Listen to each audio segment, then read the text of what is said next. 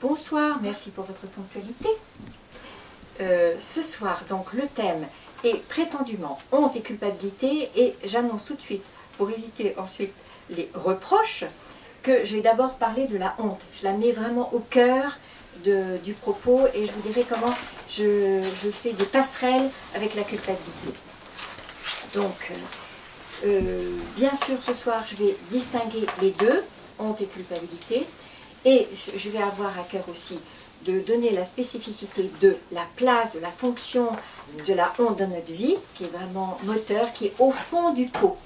Personne ne peut y échapper. Et je reviendrai bien sûr là-dessus. Je verrai ensuite les aménagements que nous avons été amenés à faire les uns et les autres. Aménagements que je vais appeler positifs et aménagements que je vais appeler pathologiques. Mais de toute façon, j'en profite pour rappeler donc, la phrase « Je me réjouis de qui je suis » avec tous les aménagements que j'ai faits, qu'ils soient névrotiques, pathologiques ou autres. Donc déjà, bienvenue à tout ce que nous allons trouver de ruses, de trucs que nous avons mis en place pour survivre à cette mort potentielle donc, associée à la honte. La honte est vraiment quelque chose qui nous a déchiré. Le mot que j'ai retenu, c'est une déchirure intime, la honte. C'est vraiment quelque chose qui est archaïque, qui est fréquent, qui est inévitable et qui a été une vraie menace sur la construction de notre identité, sur la construction de notre sécurité. Et bien sûr, je vais retrouver les mots-clés pour moi. Sécurité, attachement, permanence. Il vous manque un mot. Il vous manque un bout, je veux dire. Ah oui, la honte c'est une déchirure. Déchirure intime, déchirure invisible. Et donc c'est pour ça que nous avons du mal ensuite à retrouver les traces de cette blessure très archaïque. En fait, vous m'entendez souvent parler donc des trois brisures de cette intégrité initiale, si on veut parler de ça, mais c'est vraiment quelque chose qui a à voir, donc je le redis au cas où vous ayez manqué d'attention, la peur de l'abandon, la honte et l'injonction n'existent pas. Personne n'a pu échapper à ces trois brisures, je reprends le terme comme ça. Donc ensuite, ce qui m'intéresse, c'est de voir comment nous nous sommes débrouillés avec ces trois douleurs, ces trois traumatismes pour survivre et pour continuer à être dans vivre, créer, innover et rester surtout en mouvement. Ce que j'aime bien donner comme définition de la maturité, parce que c'est aussi notre projet, donc comment est-ce que nous pouvons construire cette maturité, la définition que je privilégie, c'est notre capacité à supporter toutes les ambivalences, toutes les contradictions, toutes les dissonances cognitives. Voilà, c'est ça la maturité.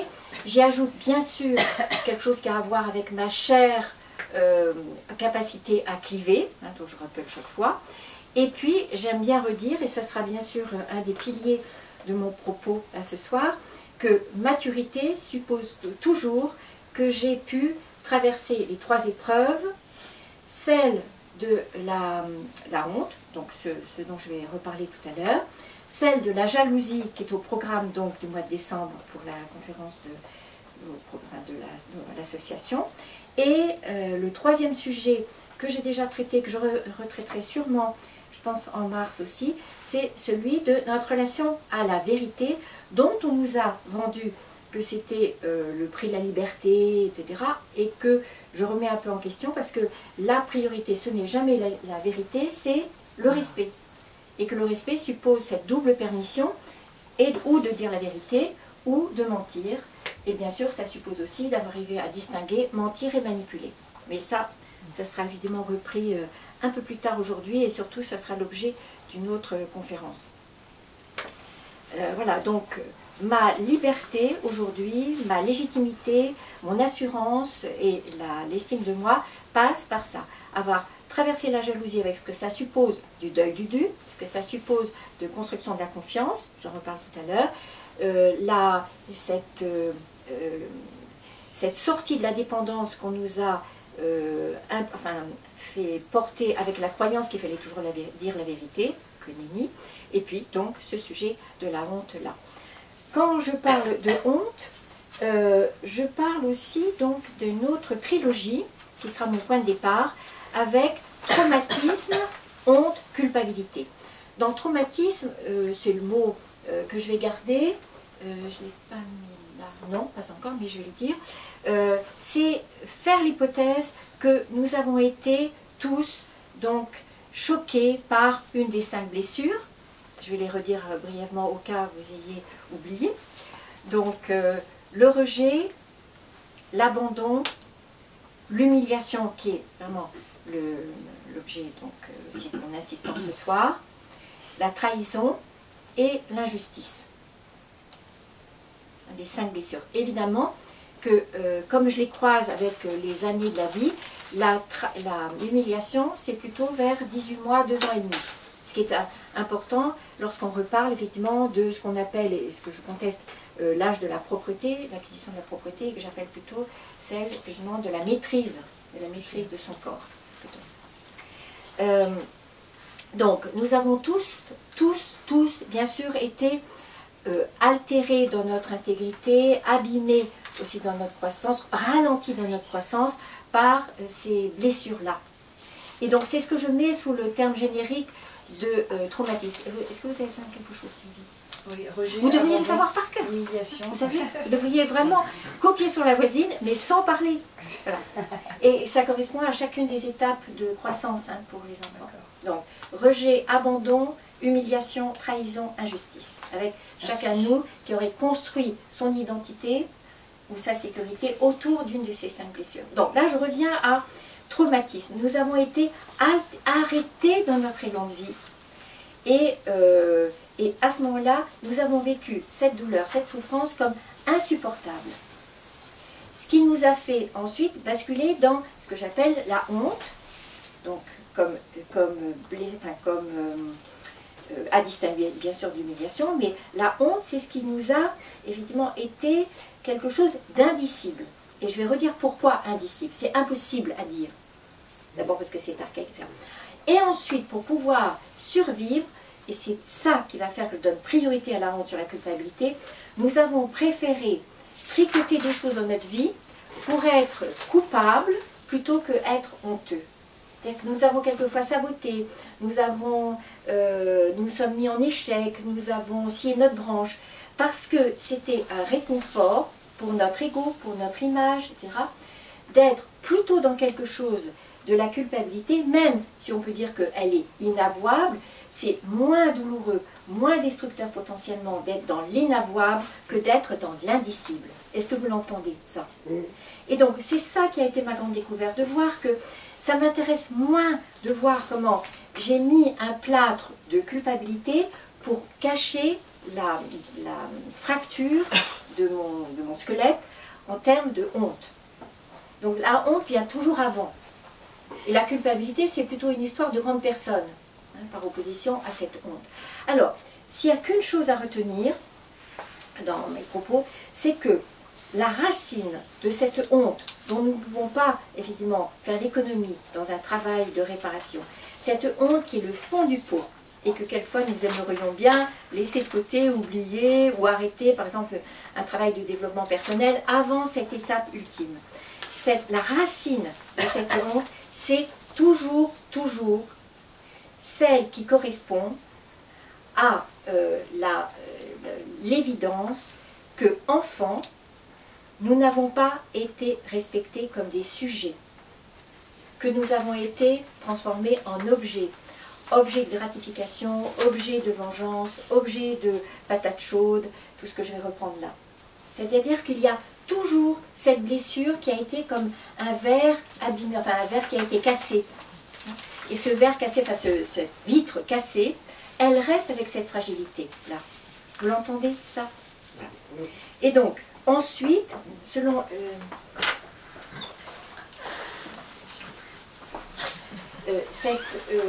cette blessure-là, elle va nous rendre vulnérables pour toute la vie à tout ce qui sera de cet ordre de non-respect de nous comme sujet. Donc chaque fois qu'il y a une manipulation, un manque d'égard, un manque de prise en considération, nous revivons cette vulnérabilité du verre brisé, du carreau qui a été abîmé. Est-ce que vous l'entendez bien?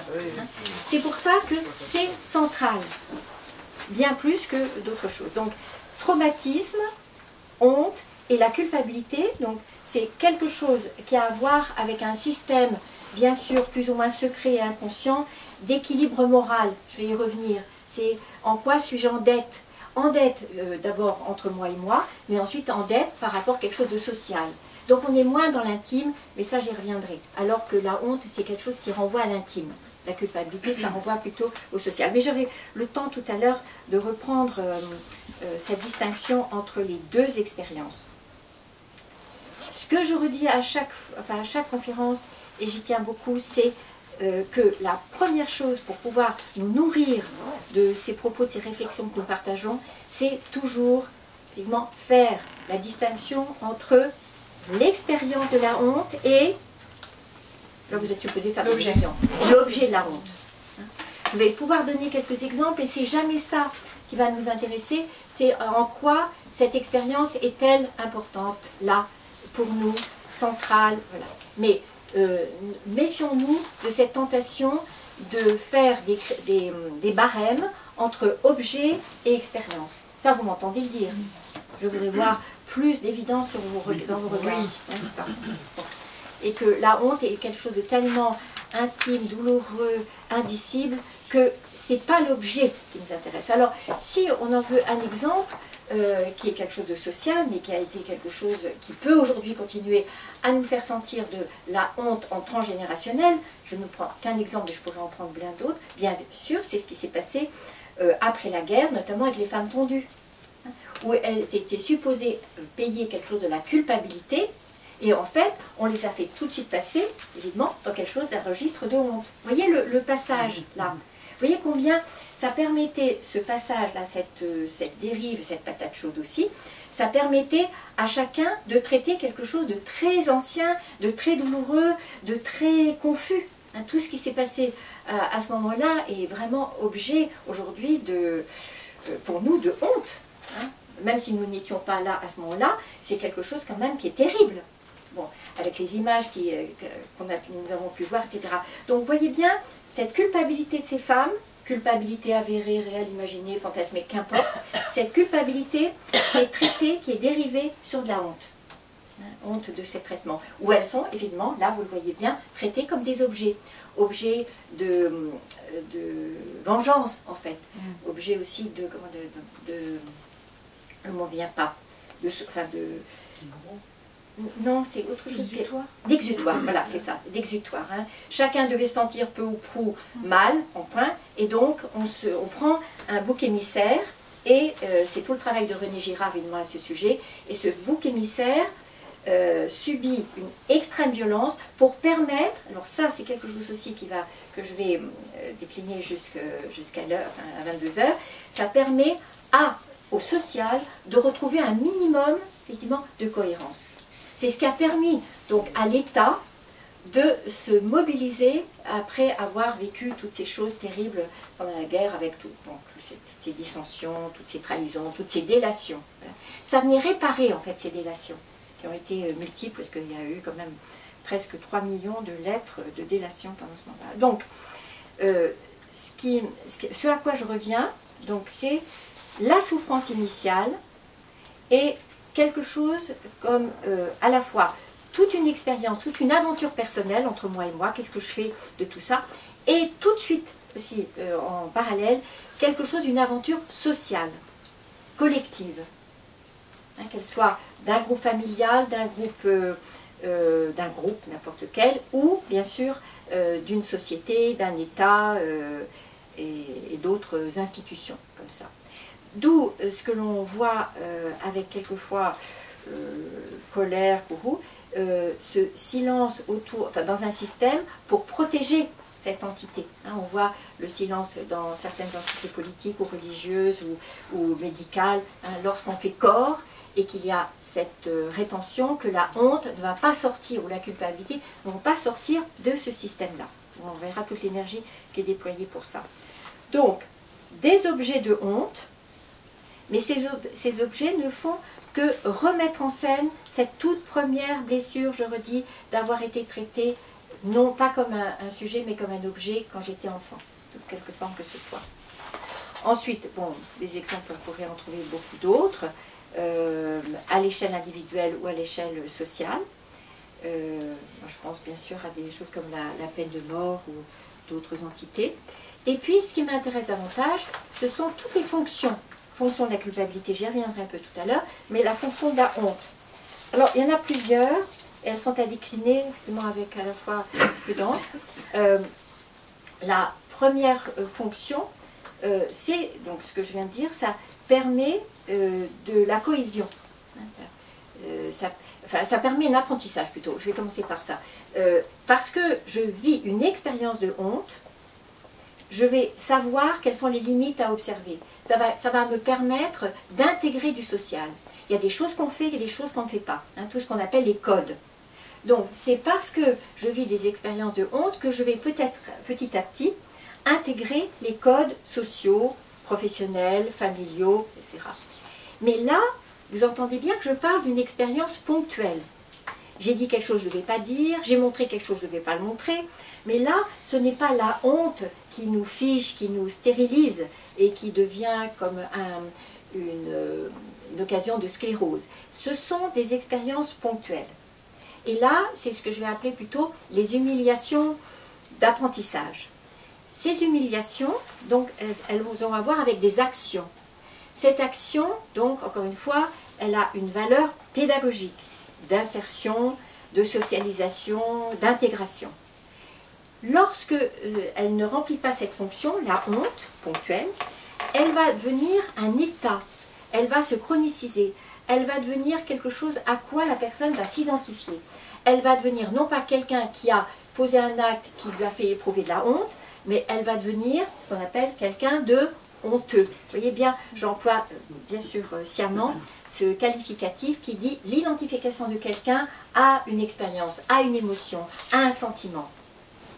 Et au moment où je dis ça, je m'aperçois que j'ai oublié de vous dire tout à fait au départ, ça aurait été un bon outil aussi, que je tiens bien sûr à distinguer quelque chose qui est la honte avec le sentiment de honte. La culpabilité avec le sentiment de culpabilité. Ce sont des choses différentes évidemment. Quand je parle de sentiment, c'est quelque chose que je dois traverser. Alors que quand je parle de honte ou culpabilité, ce sont des objets dont je risque, que je risque d'intérioriser comme des objets, encore une fois, d'identification. Mais j'aurai l'occasion d'illustrer ça autrement. Voilà, donc des expériences, ensuite des états, des choses chroniques, des objets d'identification, et ensuite, et j'y tiens vraiment beaucoup parce que ça sera aussi la passerelle avec d'autres conférences ou d'autres propos, ça devient ce que Alice Miller, je vais reparler des auteurs tout à l'heure, bien sûr appelle la pédagogie noire. C'est-à-dire que cette humiliation, cette honte, cette humiliation pour le moment, sont vendues dans notre culture de privation, je renvoie donc à mon propos du mois dernier, vendues comme des outils d'apprentissage, de dressage en fait. Mais on n'appelle pas ça dressage, on appelle ça pédagogie, malheureusement. Et le mérite d'Alice Miller, dans tous ses livres, c'est de bien revenir à cette évidence, d'une part, que ce n'est pas de l'éducation, ce n'est pas de l'autorité, mais c'est du dressage et du pouvoir, et de la manipulation, et avec donc son concept de pédagogie noire, où elle reprend bien sûr tout ce que nous appelons nous les analyses transactionnelles et les autres, la patate chaude, et ce qu'elle développe dans chaque page de ses livres, comme la compulsion de répétition, et surtout ce qu'elle appelle l'identification à l'agresseur. J'ai été battue, je suis tentée de battre. Je vais y revenir tout à l'heure avec mon triangle dramatique, évidemment. Donc ça, c'est vraiment la chose qui est très menaçante pour nous, parce que nous avons vécu dans cette culture, dans ce social, qui nous a non seulement fait croire que humilier, ça pouvait être un outil pédagogique, mais qui nous a fait subir ça. Ce n'était pas qu'un modèle, c'était aussi une expérience que nous avons intégrée, avec le risque évidemment d'en faire aujourd'hui encore des outils, malgré nous, sans avoir conscience de ce côté très éminemment violent, avec ce que Olivier Morel appelle évidemment les violences éducatives ordinaires. Ce qui a été ce contre quoi j'ai voulu écrire le premier livre, au contraire pour parler de cette autre façon d'accompagner les jeunes dans l'éducation, etc., d'une façon évidemment respectueuse. Là, c'était la violence. Donc, un choc dans l'apprentissage, un symptôme dans nos comportements parce que nous avons appris à limiter notre liberté, à limiter notre créativité parce que honteux, et ensuite quelque chose où je reviens à cette nécessité de cliver. Est-ce que je me suis laissé, est-ce que tout mon ADN a été modifié par cette expérience de honte, ou est-ce que j'arrive effectivement à savoir qu'il y a une partie de moi encore moisie par ces expériences-là, mais une partie de moi que je peux restaurer, que je peux réanimer, que je peux garder en bonne santé. Mais encore une fois, ça c'est le clivage, hein, avec une autre nomenclature ici que nous appelons Scarlett O'Hara. Hein, j'y réfléchirai demain. Voilà. Alors, donc, toutes ces fonctions, eh bien, expérience, avec de la confusion, avec de la disparition quelquefois, je vais revenir dans les aménagements. Là j'ai perdu mon fil, il y avait quelque chose que je voulais dire autrement.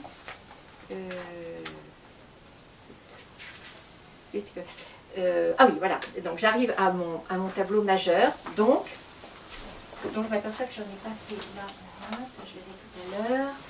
C'est, alors vous allez me regarder, donc il y a ici toutes les formes de violence, avec donc pour nous, perte de la sécurité, perte de sentiment de permanence dans laquelle la vie est un enfer, perte de l'attachement, et donc expérience d'avoir été traité comme un objet ou sans respect, et à ce moment-là, la honte. J'ai trois options. Soit, effectivement, je vais garder, être dans la honte, et je vais passer de la honte à la violence, de la honte à la violence, c'est ce que j'appelle donc ce cycle infernal, avec au cœur de ce cycle un sentiment d'impuissance. Voilà. Et donc je retrouve ça, j'ai été humiliée, je vais me remettre dans des situations d'humiliation, mon père m'a humiliée, je vais me remettre avec des partenaires amoureux ou professionnels qui vont me permettre cette compulsion de répétition où je vais me retrouver moi-même encore humiliée. Donc là, vous voyez bien, c'est une boucle. Là, je pourrais chercher comme une feuille pour le faire. Ou alors, donc c'est une des premières modalités d'aménagement. Pour que ce soit moins douloureux, je fais une flèche du côté de la culpabilité. Le grand mérite de cette flèche, c'est qu'elle me fait passer de l'impuissance de la honte à la toute-puissance de la culpabilité. Vous savez que la première chose à quoi j'associe la culpabilité, c'est la toute-puissance. Oh, oui, je vous ai vu avoir un doute, mais non, bien sûr que c'est la toute-puissance. Bon, même si pour le moment, c'est pas lumineux. Non, vous l'écrivez et vous soulignez. Vous aussi, Julien, écrivez. Culpabilité égale toute-puissance. Alors, et la troisième flèche, à partir donc de cette violence, etc., avec honte, culpabilité, c'est évidemment la flèche qui va du côté de élaborer, de travailler, de faire des deuils, et surtout, donc, avec une personne témoin qui est le mot-clé pour cet aménagement. Tout ce travail ne peut pas se faire juste seul. Ça suppose une personne témoin, quelle que soit son identité, sa fonction, son rôle, mais c'est quelqu'un qui porte sur moi un regard. La culpabilité peut se traiter avec la parole. Je peux me confesser de quelque chose. Je vais y revenir tout à l'heure.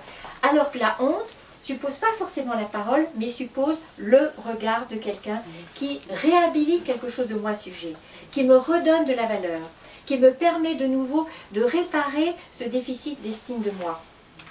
Alors qu'on va le voir tout à l'heure, évidemment, la culpabilité, ça a à voir avec quelque chose d'un déficit de légitimité dans l'action et bien sûr de confiance en moi. Donc, honte du côté de l'estime de moi, culpabilité du côté de la confiance en moi. Je reviendrai avec mon tableau tout à l'heure. Donc, où est-ce que j'en suis?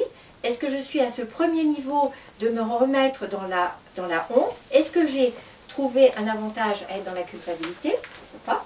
Ou est-ce que, effectivement, grâce à ce travail héroïque, courageux, d'aller rencontrer les démons d'autrefois, d'aller recontacter ces trous dans l'âme, ces blessures, ces brisures, surtout, je vais revoir ces souillures aussi, je vous ai remises ici, et ces brûlures, voilà, c'est la brûlure de la honte.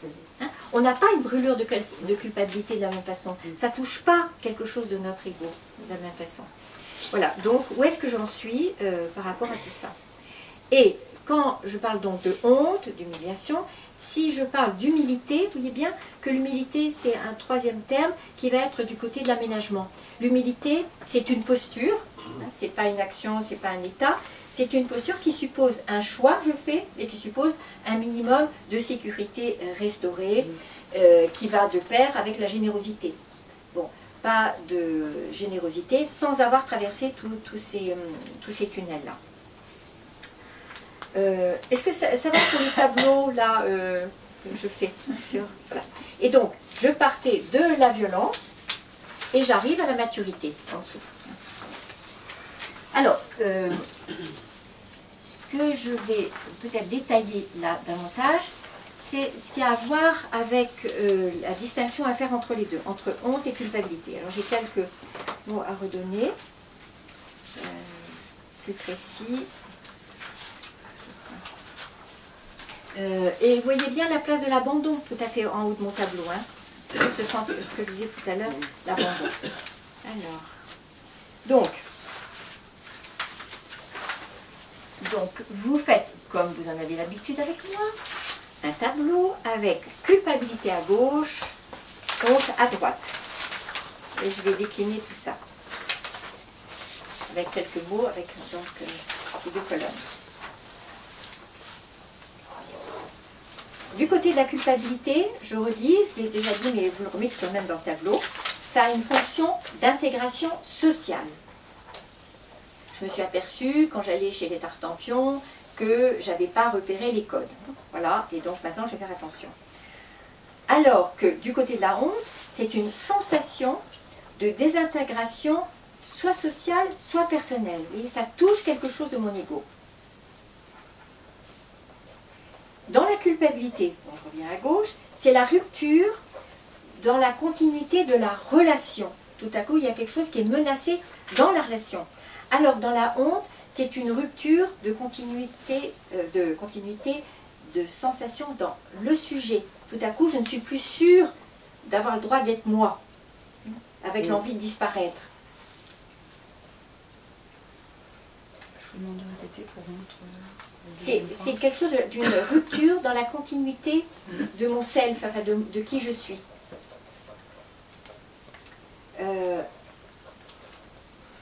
Donc, dans la culpabilité, on pourrait parler aussi de quelque chose d'une autorité, d'un surmoi, d'un idéal du moi, avec des interdits. Et ces interdits, je ne les ai pas respectés. D'où le malaise que je peux ressentir. Alors que donc à gauche j'avais l'idéal du moi, à droite je vais avoir le moi idéal, avec quelque chose de la construction de narcissique, archaïque, etc. Donc les deux mots-clés, à gauche je vais avoir du côté du faire, alors qu'à droite je vais être du côté de être. Et quand je parlais de traumatisme tout à l'heure, je veux bien dire que c'est chose qui n'est pas de faire ou être, mais de changer. J'ai pu éviter de grandir, j'ai pu m'empêcher de grandir parce qu'il y avait quelque chose d'une capacité à changer qui n'était plus mise. Changer suppose de l'énergie disponible. Et la honte peut m'avoir, avoir tout capté de mon énergie au point que je reste figée. C'est ça que j'appelle la sclérose. Voilà. Bénédicte. Donc le faire est de l'ordre de la honte. Non, c'est le contraire. Non, c'est le contraire. Et à gauche. À gauche, c'est gauche. Oui, oui, bien sûr.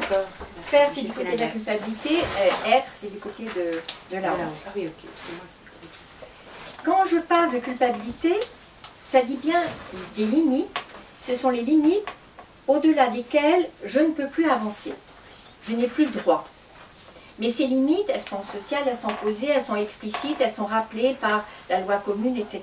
Alors qu'il y a bien des limites aussi du côté de la honte, mais ce sont les limites au-delà desquelles toute intervention est intrusion. Parce que c'est quelque chose qui a à voir avec mon territoire personnel et intime. Donc toute intervention est intrusion. Je sens qu'il y a quelque chose de moi qui n'est plus respecté dans mon intégrité. Il y a un abus de transgression.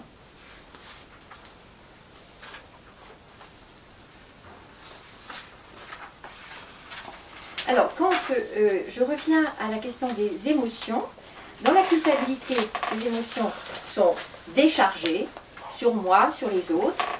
Ça peut avoir aussi un côté passage à l'acte. Alors que l'expression des émotions et même l'expérience des émotions, du côté de la honte, c'est bloqué. Soit seulement l'expérience, soit l'expérience et l'expression, les deux. Quand je parle de culpabilité, le symptôme, ce sera d'abord le désordre de la pensée. Alors que dans le symptôme de la honte, c'est le désordre des émotions. D'accord. Les risques de chacune de ces dynamiques, le risque du côté de la culpabilité, c'est un processus obsessionnel, ça nous l'avons tous vécu, d'avoir mal fait quelque chose et de ne penser qu'à ça, bon, de s'en réveiller, et donc ça devient quelque chose de lancinant. Alors que le risque du côté de la honte, c'est la dépression. Du côté de la culpabilité, La obsession et la honte, la dépression. Même si je ne vais pas... du côté de la culpabilité, l'objectif c'est sans erreur, alors que du côté de la honte, on est du côté non pas des erreurs, mais de la valeur.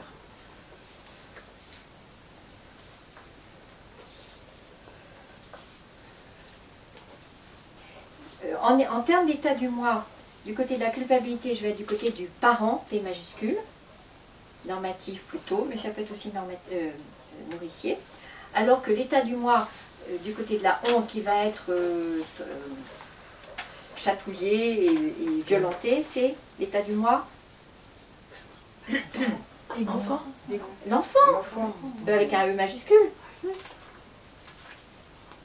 Alors, ensuite, bien sûr que je pourrais passer toute une nuit à revenir sur d'autres propos.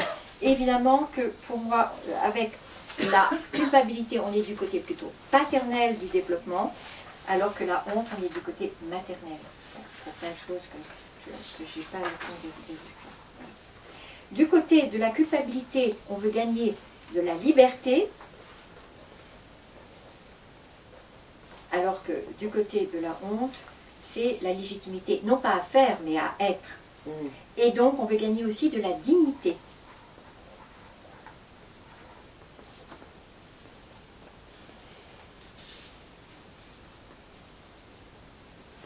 Du côté de la culpabilité, on a peur du rejet, surtout, alors que du côté de la honte, on va avoir peur de l'abandon. Ah oui. Non. Non. Donc, ce qui est peut-être un petit peu plus délicat, mais j'y tiens beaucoup aussi, du côté de la culpabilité, on va souhaiter, et ça on le voit bien devant les tribunaux, une punition, une sanction, je vais y revenir tout à l'heure, qui réhabilite. Nous pouvons souhaiter, que ce soit devant un tribunal ou pas d'ailleurs, et même dans la relation, pouvoir réparer pour réhabiliter quelque chose de soi-même, mais aussi réhabiliter la relation. Alors que ce qui va arriver du côté de la honte, c'est accueillir cette angoisse qui protège, qui dit quelque chose de la tension mobilisée pour continuer à exister.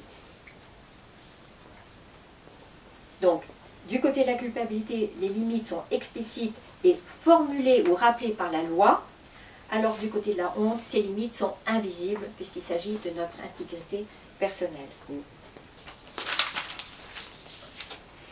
Du côté de la culpabilité, on a le repère, ou le point de repère, c'est ça, de l'institution, des institutions, loi ou pas loi, alors qu'on va commencer là à repérer un autre mot que je vais reprendre, qui est, du côté de la honte, celui de la normalité. Hein, c'est notre premier besoin à 2 ans. Est-ce que je suis comme les autres? Est-ce que je suis normale? Avec l'extrême douleur dont reparle aussi René Girard, de ne pas être comme les autres, que ce soit handicap reconnu ou pas.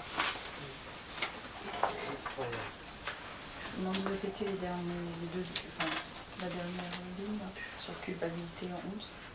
Institution du côté de la culpabilité, normalité du côté de la honte.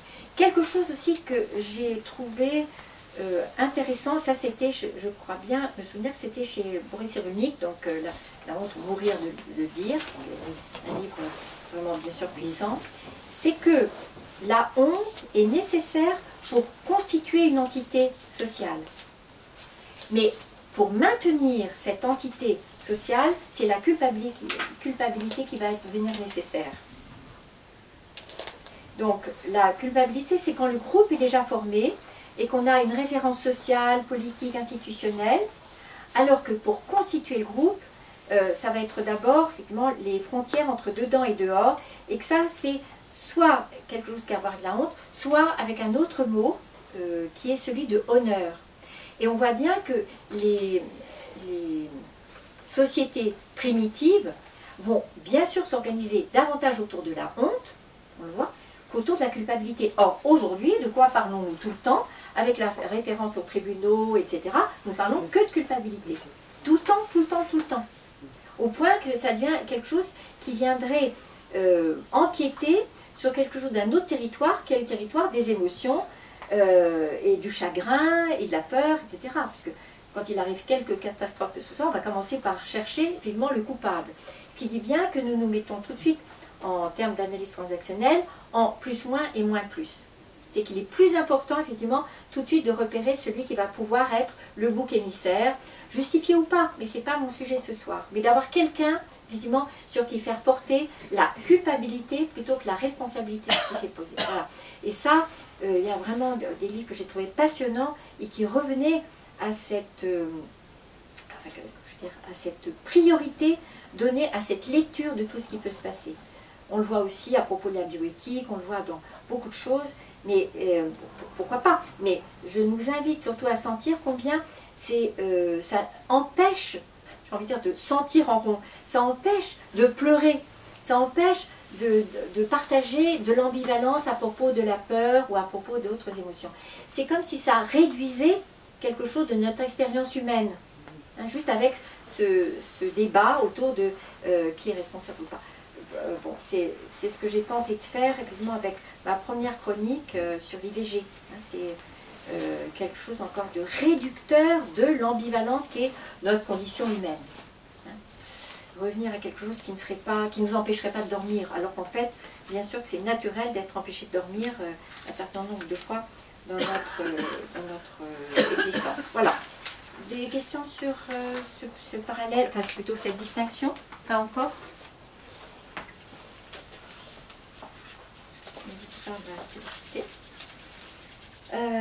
Alors, je passe là à ce que j'annonçais tout à l'heure, c'est alors ça c'était les fonctions bien sûr, mais comment est-ce que nous pouvons observer en quelques minutes et balayer devant notre porte, déjà identifier ce qui se passe dans notre maison et peut-être balayer devant notre porte, pour tout ce que nous avons choisi les uns et les autres pour nous débrouiller le moins mal possible, peut-être le mieux possible, avec cette toute première expérience de honte.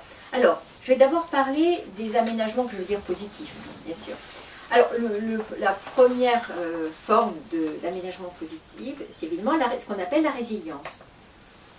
La résilience qui dit une capacité, que je vais reprendre tout à l'heure, mon tableau là, la capacité à être dans la relation, la vie, le mouvement et la générosité, avec encore un cœur en mille morceaux, avec encore un fond de souvenirs de tout ce qui a été enduré, de l'indignité de quelque chose, d'une humiliation répétée, et j'en veux pour preuve évidemment ces expériences sur lesquelles on a travaillé, des personnes qui reviennent des camps ou qui reviennent de situations extrêmement donc assorties d'humiliation, mais aussi ces enfants qui ont été maltraités pendant des années, qui ont été absolument pas accueillis comme des sujets, et qui arrivent avec toutes ces blessures vraiment qui touchent profondément l'intégrité. Hein. Donc, cette capacité de résilience. Ensuite, c'est ce que j'appelle aussi, et j'y reviendrai dans d'autres tableaux, l'ambition. C'est-à-dire qu'au moins dans l'ambition, il y a des projets, il y a un mouvement, il y a la volonté de rester dans la conquête du monde et la conquête d'objectifs, etc. Donc on est dans la vie. avec, en boitant peut-être, avec encore des bouts d'âme cassés, avec des épines dans le cœur, avec tout ça. Mais il y a quelque chose qui dit une gourmandise, un objectif à atteindre, et donc quelque chose qui organise la vie autour de quelque chose d'autre que la douleur, autour de quelque chose d'autre que la honte. Ensuite, il y a un autre mot que je vous invite à introduire là, qui est cette capacité d'humour, hein, qui est une forme de clivage, qui est une forme aussi de message paradoxal, c'est-à-dire cette capacité d'avoir été dans faire un petit pas de côté et éviter d'être submergé par cette expérience terrible, par le poison, par l'arsenic de la honte. Donc, bien sûr, je parle d'humour, ce qui veut dire que à tout moment, je distingue l'humour de la dérision, l'ironie, tous ces faux, enfin ces produits de substitution. Donc, et vous vous souvenez de la définition, l'humour c'est rire avec et pas rire de. Mais pour moi, enfin, j'ai appris à identifier chez les personnes qui ont cet humour qui fait tant de bien, qui est générateur d'énergie et surtout qui a cette fonction de faire circuler l'énergie dans le groupe. Ce sont des personnes dont j'imagine qu'elles ont été dans beaucoup d'expériences de honte et qu'elles ne se sont pas laissées arrêter par ça. Okay. Donc, cette énergie d'humour, elle dit quelque chose comme l'ambition avec un objet différent, ou un objectif différent, mais ça dit de la vie, ça dit aussi du partage, ça dit de la solidarité, et ça dit aussi, j'avais oublié de le dire, de la générosité. Il n'y a pas d'humour sans générosité, évidemment. Ce dont l'ironie, le sarcasme et la dérision sont privés. Mais l'humour dit ça, dit que les autres existent pour moi et que je suis en contact avec eux. C'est aussi un gage d'attachement et d'appartenance. C'est pour ça qu'il est tellement précieux. Chaque fois qu'il est question de création, que ce soit dans la résilience ou dans d'autres cas, de transformation, hein, qui est la 5e étape de tout ce qui peut se passer dans notre vie au moment où nous avançons avec la traversée des zones, enfin de la terre brûlée, de ce que nous avons pu vivre avec de la honte. Donc il n'y a pas simplement réparer, je le dis juste pour mémoire, il y a réparer et transformer. La transformation suppose cette créativité, cette énergie mobilisée pour transformer ce que nous avons travaillé, élaboré, etc., pour en faire quelque chose d'autre, pour faire du neuf. Bon, quand je parle de création aussi, je pense à toutes ces créations transmises, avec ce qui est écrit, les films qui sont réalisés, ce qui est chanté, tous ces canaux-là de transmission selon les talents des uns et des autres. Mais ce qui est commun, ce qui est le commun dénominateur, c'est la création à partir de quelque chose de soi et qui permet aussi de rester dans cette communauté des humains et de leur permettre de bénéficier aussi de cette création. Alors, ça, évidemment, c'est ce dont nous pouvons nous réjouir bail que bail. Ce que j'appellerais plutôt des aménagements pathologiques, mais j'y mets aucun jugement de valeur, évidemment, ni trop de disqualification. Simplement, ça veut dire que ça va être assorti de plus de douleur, de plus de freins, de plus de doutes sur soi-même. Alors, ça va être toutes les formes de raquettes, hein, c'est-à-dire de substitution à ces émotions qui sont liées à la honte, d'autres comportements, des passages à l'acte, de la colère, de la violence, c'est-à-dire au lieu de traverser cette expérience de honte, je vais mettre en place d'autres comportements, d'autres émotions.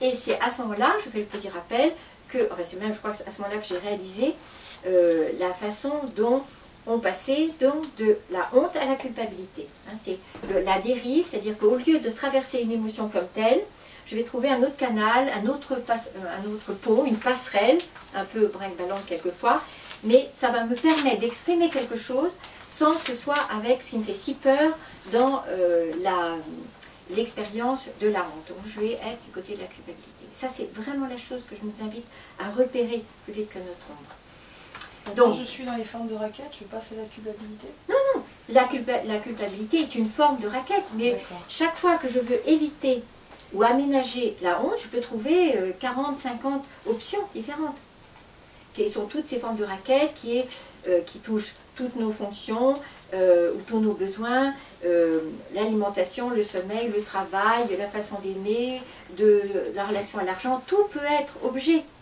de dépendance finalement, mais aussi de raquette. Le principe de raquette, qui est quelque chose de génial donc de Berne, c'est que toute émotion doit être exprimée, soit dans le canal qui correspond, soit dans un autre canal, j'ai peur et j'exprime de la colère, etc. Ou bien, pour permettre de survivre, pour me permettre de survivre, je vais trouver d'autres façons d'exprimer mon émotion avec des formes très rusées, mais pas visibles à l'œil. Enfin, la passerelle, l'évidence, n'est pas là. Je vais continuer à libérer cette tension de l'émotion par un comportement, de la honte, de la culpabilité aussi, mais c'est là que je passe de la honte trop difficile à vivre à la culpabilité, mais ça peut être à plein d'autres choses. Alors, je vais revenir à Donc ça. la culpabilité, c'est ta raquette. Oui, c'est ça. Hein, c'est ça. De la honte qui, elle, est trop chargée d'archaïque, en fait. Parce que l'expérience de la honte m'a déjà fait vivre, quand j'avais 2 ans, la peur d'en mourir. C'est ce que je dis dans l'état de veille. La honte me fait flirter avec cette sensation de mourir. Donc évidemment, je mets en place des quantités de choses, d'aménagement, pour éviter de retrouver cette expérience. Et c'est pour ça que, même dans une démarche de développement personnel, je vais différer le moment d'ouvrir ce dossier. Parce que c'est associé à la peur de mourir. Non pas forcément physiquement, mais d'en perdre la tête, de devenir fou, de ne plus savoir où je suis. Voilà. Vraiment, c'est quelque chose de radical comme sensation. C'est pour ça que je vais préférer trouver donc d'autres pistes, d'autres options, enfin des options alternatives moins sauvages, si je puis dire, moins menaçantes pour mon intégrité ou mon identité. Et dans la résilience, par contre, vous vivez la honte. Non, c'est aussi ça. La résilience, c'est le clivage, la résilience. Ah, je mets de côté, mais j'y reviens tout à l'heure. C'est C'est-à-dire la résilience dit d'abord ma faculté de cliver, toute cette honte n'est pas traitée, je la mets sous le tapis, et je reste en mouvement de la vie. Alors que mourir de honte, c'est que je ne bouge plus. La honte est là, et je suis là moi aussi, comme un pauvre tapis usé chez moi. Et je ne suis pas dans ce minimum d'énergie vitale et de gourmandise et de curiosité et de générosité. Alors, il y a donc, toujours dans ces aménagements que je trouve un petit peu moins toniques, il y a toutes les formes de déni. Hein, ça renvoie bien sûr à mon atelier sur le jeu de loi, hein, avec toutes les 12 étapes de déni. C'est où en suis-je dans le déni. Le déni est vital, parce que dans certains cas, il nous protège du pire, mais le déni peut aussi être quelque chose qui nous empêche, dans le mouvement de la vie, d'atteindre ce que nous voulons, de trouver des options, etc. Donc, bien sûr, déni, c'est à la fois du marécage, mais c'est aussi quelque chose d'une très bonne protection qui a à voir avec le clivage, évidemment. Cliver, ça veut dire être dans le déni de quelque chose, et c'est bien comme ça. Donc, c'est ni bien ni mal. J'ai parlé de dépression aussi tout à l'heure. La dépression est une façon d'éviter quelquefois une pathologie plus lourde, d'éviter la psychose, d'éviter le débordement ou la déflagration. Donc attention aussi à toutes ces dépressions qui ont une fonction de protection pour nous également. Évidemment, il y a un autre mot plus global qui est celui de toutes les dépendances. Les dépendances sont aussi une façon d'éviter la honte. Je vais y revenir tout à l'heure avec toujours ce même triangle-là. Et alors, bien sûr, tous les masques, tous les rôles que nous pouvons choisir, consciemment ou inconsciemment. Et avant de revenir à tous ces rôles et tous ces masques, avec un petit catalogue, évidemment que je ne vais pas vous épargner, faire d'économie d'un autre mot qui est ordalie. Vraiment clé, ça. Bon, bien sûr, vous savez tous ce que c'est, comment ça fonctionne, donc je peux passer à autre chose. C'est ça. Vous attendiez que ce soit la voisine qui dise « Ah, qu'est-ce que c'est, madame l'ordalie ?» C'est ça? Non, mais je ne sais pas. Ah oui, et je vous demande de m'expliquer, de prendre le temps. Alors, l'ordalie, c'est directement lié à ce sujet de la honte, au sens de, il y a quelque chose d'une expérience que j'ai vécue enfant, soit de façon ponctuelle, soit de façon chronique plutôt et répétée et récurrente, qui m'a fait douter de la valeur que j'ai et de ma légitimité à exister. Donc je n'ai pas reçu des figures parentales la garantie, j'ai le droit d'être là, j'ai le droit être là sans avoir rien à mériter. J'ai juste une légitimité à exister. Alors qu'on nous a fait croire que pour exister, il fallait mériter ci, mériter ça, avoir de bonnes notes, etc., etc. Nous bien nous comporter, nous brosser les dents, et j'en passe. Hein. Voilà. Enfin, être de bons objets, des bons sujets obéissants. Or, si j'ai cru que pour avoir le droit d'exister, il fallait que j'obéisse, là, je me mets en difficulté, et c'est à ce moment-là que je peux sortir de mes ressources personnelles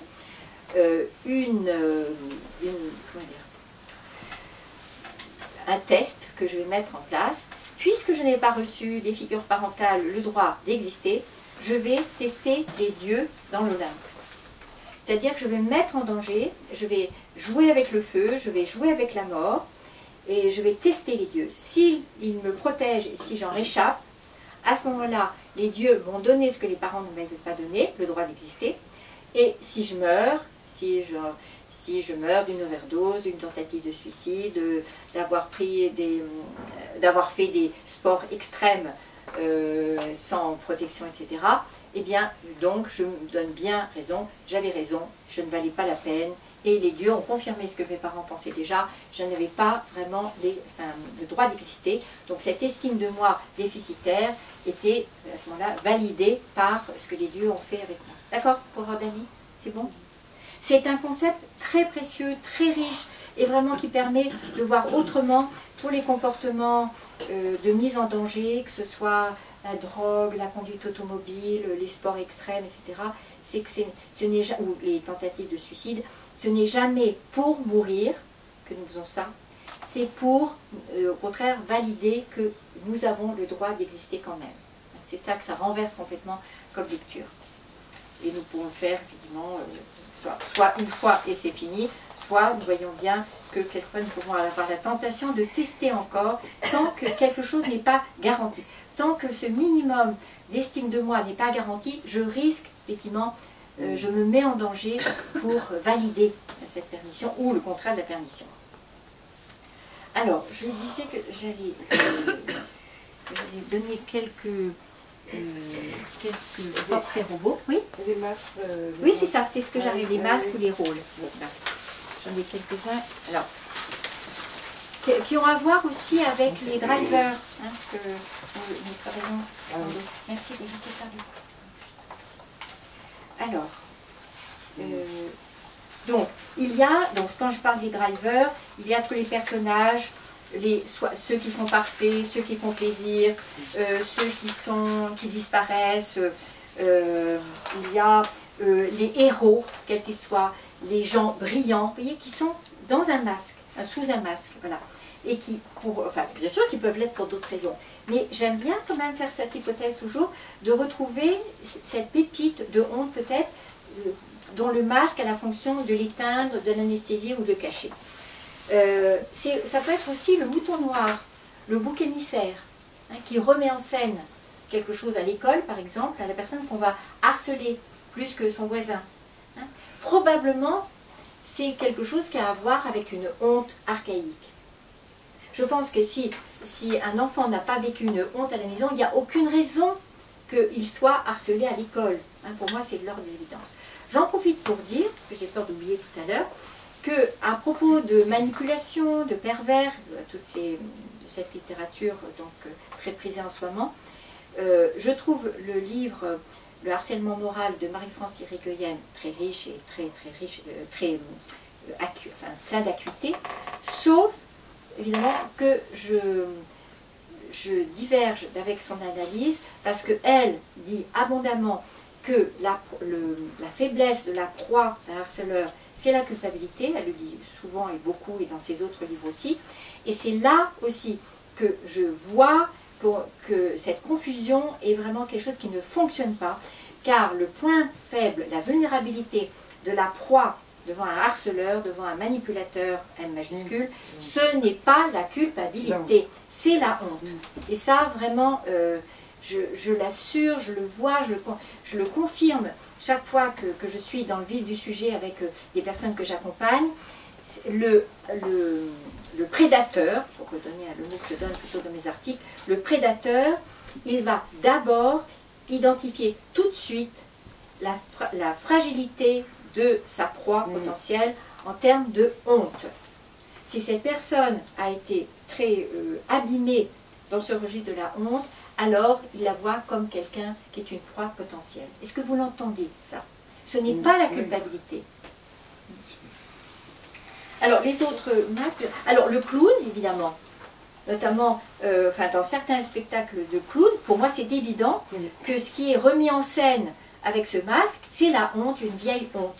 Hein, c'est pour ça que j'aime bien dire aussi que dans les humoristes, il y a vraiment ceux avec lesquels on rit, il y a ceux dont on rit, et avec le malaise que ça suppose, quelque chose qui n'est pas juste, parce que nous voyons bien qu'à ce moment-là, nous sommes en train de nous identifier à ceux qui se sont moqués d'eux, et que ça fait toute la différence, c'est-à-dire qu'ils continuent à être victimes, et nous continuons à être persécuteurs, sous prétexte d'une mise en scène. Et vraiment, ça, c'est quelque chose qu'on voit en 3 secondes. C'est de quel côté cet humoriste est-il, ou dans quoi est-ce qu'il nous attire? Avec lui ou contre lui? Alors, bien sûr, il y a l'enfant sage aussi, hein, c'est l'enfant très sage, l'enfant parfait, l'enfant obéissant. Hein, de quel côté est-il aussi? Mais il y a aussi l'enfant à part, hein, celui qui ne se mêle pas aux autres. Je vais y revenir tout à l'heure. Quand il y a celui qui veut sauver les autres, et revenir, attirer l'attention pour sauver aussi les autres. Voilà. Ce sont les principaux. Après, chacun va trouver ce dans quoi il a été, plus, pour gérer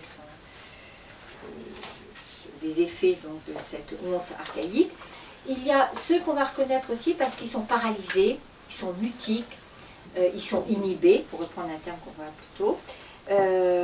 Il y a ceux qui aussi manquent de concentration. Hein, ces enfants qui sont en difficulté scolaire et pour lesquels il n'y a rien à dire à propos de leur faculté, de leur intelligence, etc. Mais la honte va faire consommer de l'énergie qui ne sera plus disponible pour la conquête du monde.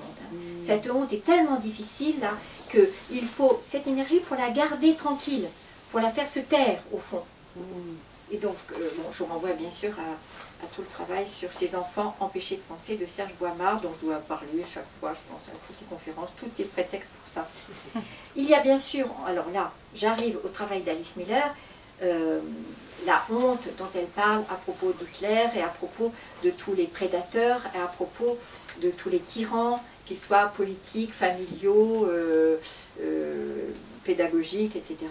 Donc, bien sûr que chez tous ces prédateurs, chez tous ces tyrans, il y a un enfant qui a été humilié et qui n'a pas traversé finalement les étapes de réparation. C'est évident. Mais bien sûr, on devrait tous lire au moins un livre d'Alice Miller par an pour bien être imbibé de cette chose tellement évidente, hein, avec la pédagogie noire, que si j'ai été respectée, il n'y a aucune raison que j'inflige la violence à quelqu'un d'autre.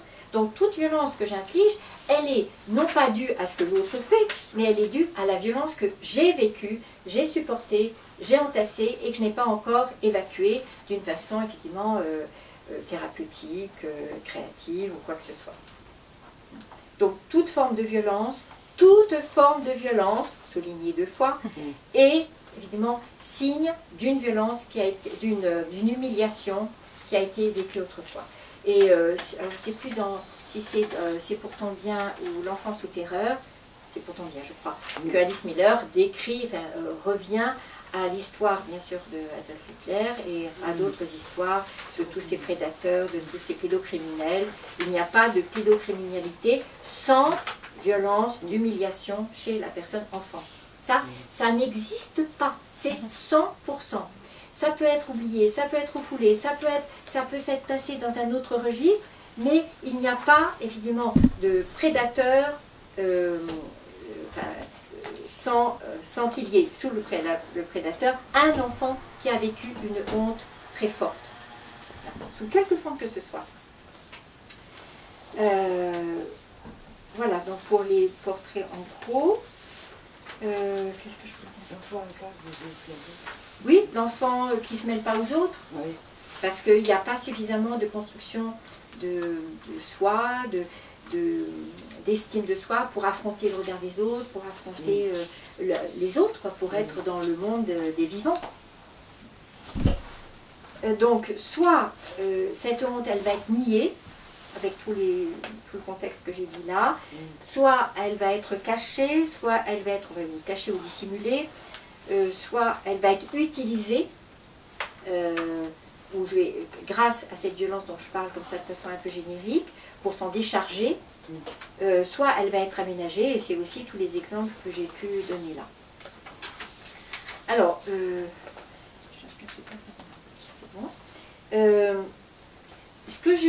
les risques aussi avec cette honte qui n'est pas traitée, qui n'est pas prise à bras le corps, etc., c'est qu'elle est contagieuse. Ça, c'est important aussi. Elle peut avoir été objet de dissolution, si je peux dire, dans la famille. On peut avoir honte de quelqu'un de la famille, on peut avoir honte de quelqu'un d'alcoolique dans la famille ou de quelqu'un d'handicapé. C'est important de voir cette contagion-là. Elle peut aussi être transgénérationnelle. Hein, je l'ai dit à propos des femmes tondues, mais ça peut être dans l'histoire de la famille, la honte de quelque chose qui s'est passé autrefois. Ce qui est important, je suis passée un peu vite tout à l'heure sur les objets de honte, parce qu'ils varient d'une culture à l'autre, ils varient d'une famille à l'autre, d'une époque à l'autre, et c'est important de voir qu'il y a quand même toujours quelque chose qui a à voir avec, pour les femmes, ça a à voir avec leur vertu, et pour les hommes, ça a à voir avec leurs muscles, pour faire court. Il y a quelque chose là, que l'identité se construit à partir des deux instances-là. Donc, la honte va être bien sûr reprise par ça, puis ensuite, bien sûr, en fonction des types de culture, des religions, mais notamment quand on voit les trois religions monothéistes, c'est pas du tout les mêmes hontes qui vont circuler. On va le voir à propos notamment de souillure, de propreté et de péché, etc. Donc, contagion, transmission, patate chaude. C'est clair pour tout le monde la patate chaude? Je ne veux pas sentir quelque chose, je refile. Hein. J'ai vu ça avec les prédateurs, je vois ça à chaque fois que nous nous déchargeons d'une émotion, d'un traumatisme en le déléguant à quelqu'un. Ce qu'on appelle aussi épicénario et d'autres mots savants, comme ça. Voilà. Donc, quand je parle aussi, je ne l'ai pas dit tout à l'heure, de honte, j'ai oublié évidemment d'évoquer la toute première forme qui n'est pas encore de la honte, mais dans une sorte de progression donc, croissante. On aurait d'abord la gêne, l'embarras, ensuite quelque chose qui a à voir avec une humiliation ponctuelle, oui. Après il y a la honte, ensuite il y a l'identification à cette posture. Mais c'est important de bien distinguer ce qui est gêne ou embarras avec la honte qui a à voir vraiment avec quelque chose d'une sensation qui touche l'intégrité.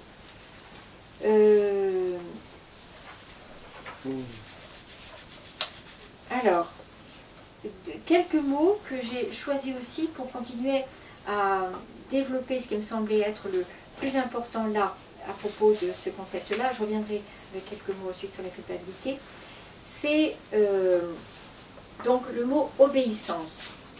Et pire que ça existait dans l'armée, mais aussi dans nos familles, c'est que obéissance, obéir était confondu avec le mot respect. Hein, donc ça c'est la première chose à distinguer. Mais qu'il y avait ensuite, pour être sûr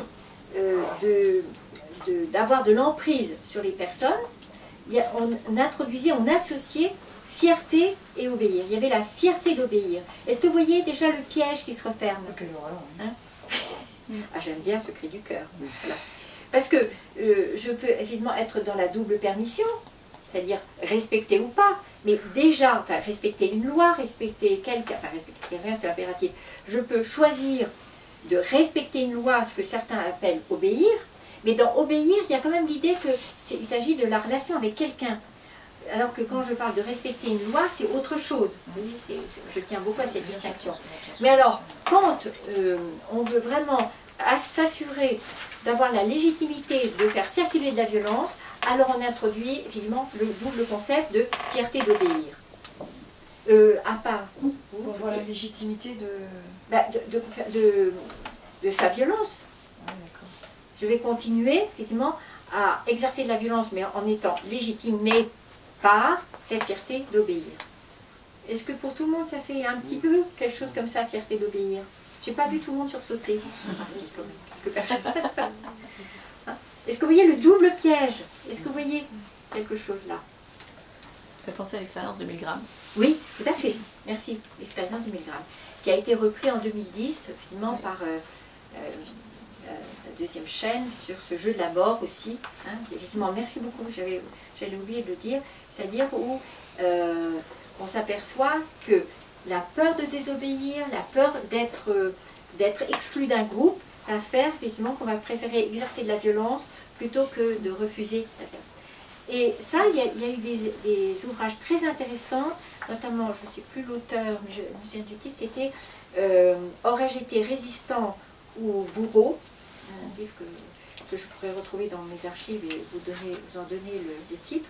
Et c'était intéressant cette analyse autour de ces appartenances, soit autour d'un gourou, soit autour des groupes de nazis. C'est qu'est-ce qui faisait que ces personnes continuaient à exercer de la violence, indépendamment de ce que je viens de dire, c'est qu'il y avait forcément un reliquat de honte, bien sûr, mais c'était surtout la peur d'être exclu, la peur de ne plus appartenir. Hein. C'est vraiment ça qui a été retenu de toutes ces analyses plutôt puissantes faites comme ça.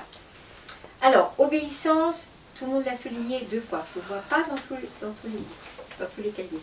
Obéissance, avec tout ce que ça a de suspect. Et ça a été l'objet aussi d'autres travaux ici. Voilà. Deuxième mot important, c'est celui du silence.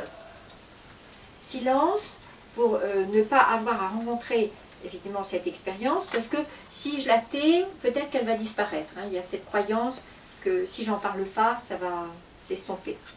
Silence dans les familles, silence aussi dans les groupes, silence chaque fois qu'il y a eu quelque chose d'une transgression. Hein, on voit ça encore une fois dans les systèmes, on n'en parle pas, c'est l'omerta en fait. Qu'elle soit politique, religieuse ou autre, familiale. À ce moment-là aussi, j'ai introduit le mot de secret. Le secret, que je vais tout à l'heure reprendre aussi, pour le distinguer du non-dit. Le secret et le non-dit ont une différence majeure. Le non-dit, c'est simplement, enfin si je sors du non-dit, il y a quelque chose que je ne savais pas, que je sais, point à la ligne. Alors que le secret, c'est quelque chose finalement, qui n'existe que par rapport à la peur ou au désir de la révélation. Et cette révélation ne va pas être surtout centrée sur ce qu'on ne savait pas et ce qu'on sait, parce que probablement tout le monde le savait déjà, mais sur la grande diversité, enfin plutôt le bouleversement de toutes les relations dans le groupe. C'est-à-dire qu'au moment où on révèle un secret, tout va changer dans les relations entre les personnes, dans le passé, dans le présent et dans l'avenir. Le secret n'est intéressant que par rapport au bouleversement de sa révélation, souhaitée ou redoutée, anticipée, hallucinée ou autre. J'ai parlé donc de l'autre mot qui était ordalie, la pédagogie noire, bon, avec la violence éducative ordinaire. Là, un autre mot dans les 10 que j'ai choisi, qui a vraiment aussi à voir avec le sujet, qui sont toutes les formes de dictature. Dictature de la normalité, dictature de la conformité, conformité, dictature aussi de la performance. Nous ne pouvons évidemment acheter toutes ces dictatures que parce qu'il y a déjà en nous cette vulnérabilité d'une honte qui n'a pas été traitée. Hein, tout ce qu'on pourrait appeler un contrôle idéologique ou un contrôle pédagogique ou un contrôle politique, mais surtout idéologique, dogmatique. Hein. Tout ça, est-ce que vous voyez que ça ne peut trouver du terreau ça ne peut plutôt fleurir que sur un terreau de honte. Sinon, ça se dessèche, évidemment, ça n'existe plus. Je trouve que honte n'existe pas, ça se ressemble. Ça se recoupe. C'est deux blessures différentes, mais en même temps, moi j'aurais tendance.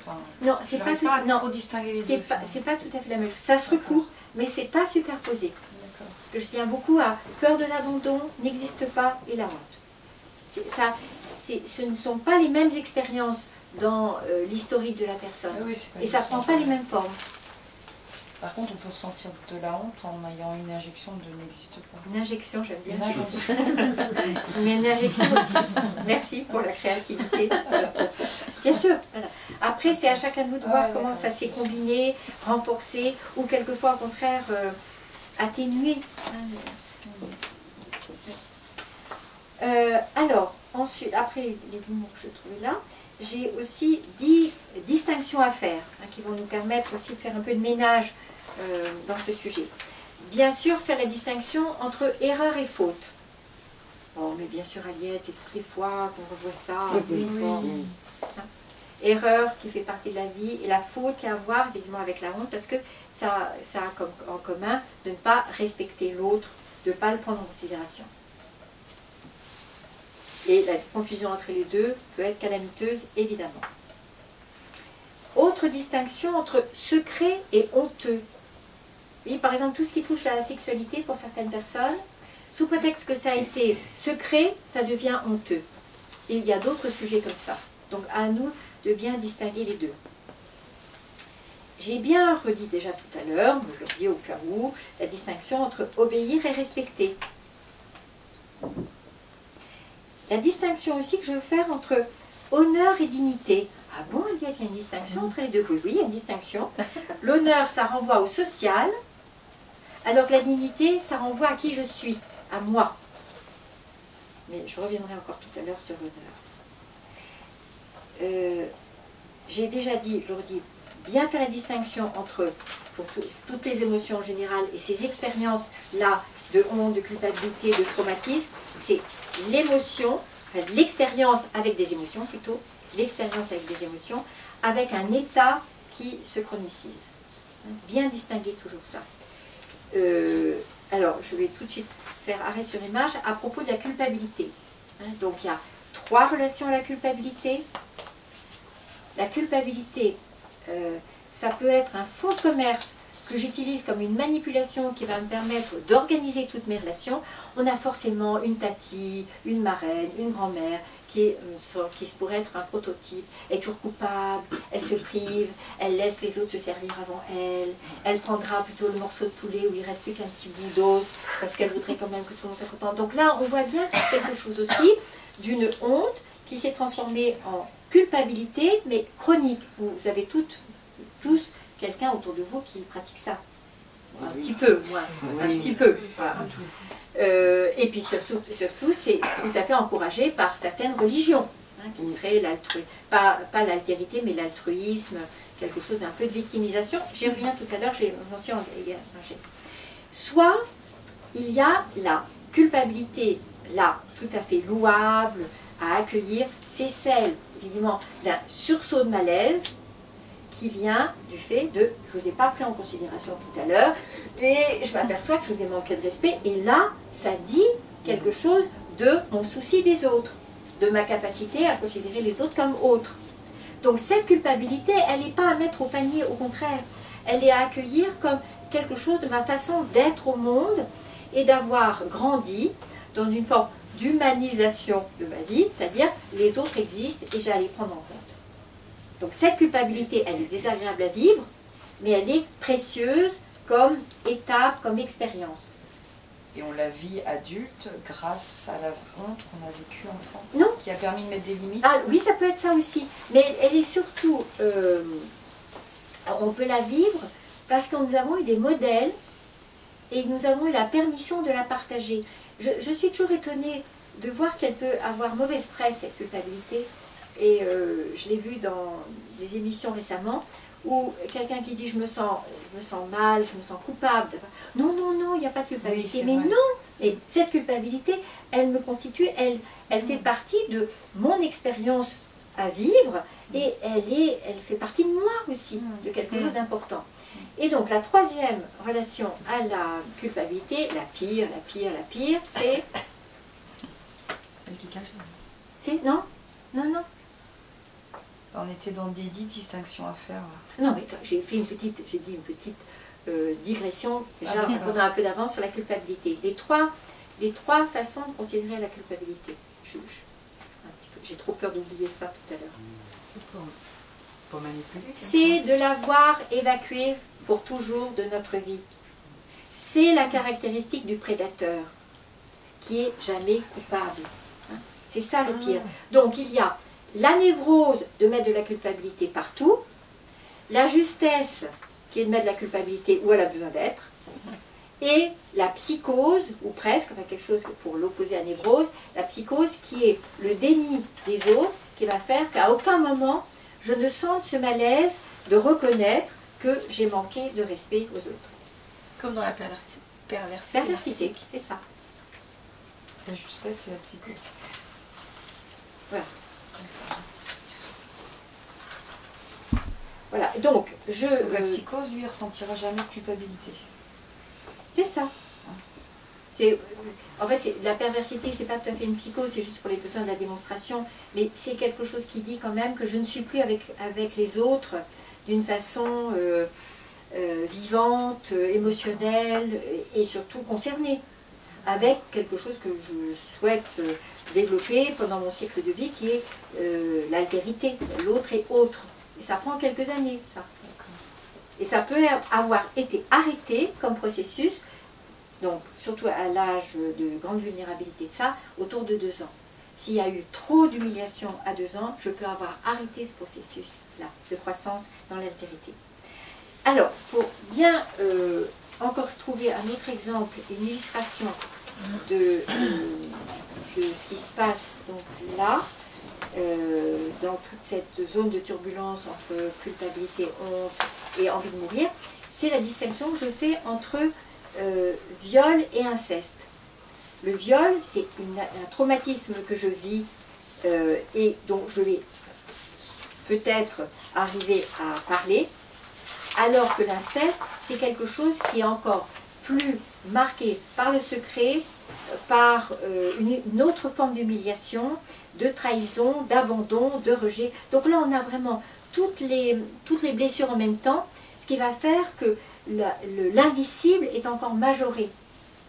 Et donc, bien sûr que ce sont 2 expériences très différentes, quel que soit le point de départ de l'agression, parce que dans les 2 cas, enfin, je suis traitée comme un objet, mais dans le premier cas, je suis traitée comme un objet par quelqu'un, alors que dans l'inceste, je suis traitée comme un objet par quelqu'un dont j'attendais protection, respect et modélisation. Donc ça renforce évidemment quelque chose de cette honte et de cette tentation de disparaître. Et si je ne disparais pas, au moins à ce moment-là, je me tais. Je reviens à du mutisme. Vous avez parlé d'inceste et de viol. La différence entre inceste et viol. Oui, et elle est majeure. L'autre distinction, j'y tiens beaucoup, c'est la distinction à faire entre douloureux et destructeur. La honte va faire que ce qui est douloureux, inévitable, toutes les épreuves que je dois traverser, les péages, etc., ça va faire que cette douleur va devenir potentiellement destructrice. Et que ce qui fait la différence, j'ai déjà dit tout à l'heure à propos d'autre chose, c'est justement la personne témoin. S'il y a une personne témoin, si quelqu'un voit, entend, peut-être voit même, s'il n'y a rien à dire, mais je vois que quelqu'un a vu, si quelqu'un même me dit un mot, pour reconnaître la douleur dans laquelle je suis, à ce moment-là, il y a moins de honte à traverser ça, et il y a comme une forme de restauration de ma capacité à le traverser, moi. Et à ce moment-là, je reste dans la douleur, mais j'arrête le processus de destruction. Est-ce que c'est bien clair? Oui. Et c'est donc toute la richesse de la personne témoin. Alors, comme promis, en fait, dans les douleurs qu'on ressent, il y a un mélange de tout, en fait, finalement. Oui, on va dire ça. Ça mange pas. On va dire ça. Je ne vais pas vous contrarier. Donc là, ça redit ce que j'ai dit tout à l'heure, hein, la maturité avec honte, estime de soi, vérité, droit au mensonge, avec la double permission, la jalousie, confiance en toi, en moi, et vous rajoutez en face de jalousie le deuil du dû, comme ça. Donc là, je redis bien la honte avec 3 expériences, le signal qui permet l'apprentissage, la sidération qui a avec un risque de disparition, et on a aussi une arme de contrôle, soit personnelle, soit sociale, politique, pédagogique, et patati et patata. reviens à ce tableau. Là c'était un peu révision. Là, je reviens à ça. C'est la combinaison que j'ai faite entre le triangle dramatique, donc sauveur, persécuteur, victime, toujours dans ce sens-là, victime en bas. Et j'ai vu que, toujours associé au silence, que les personnes qui ont appris à composer, plutôt à se tirer d'affaire avec un bagage de honte du côté du sauvetage, on va avoir des personnes qui sont capables d'être dans la générosité, d'être dans la résilience, d'être dans l'aide aux autres. Les autres vont continuer à exister. Elles vont méconnaître, elles vont nier, elles vont sans doute anesthésier quelque chose de cette honte, mais ce socle de honte va leur permettre d'être dans du sauvetage, soit de façon professionnelle, soit de façon personnelle. Mais ce sont des personnes qui ont de la capacité d'empathie. Voilà, le mot-clé c'est empathie. Là. J'ai vécu de la honte, mais aujourd'hui je la transforme en potentiel d'empathie.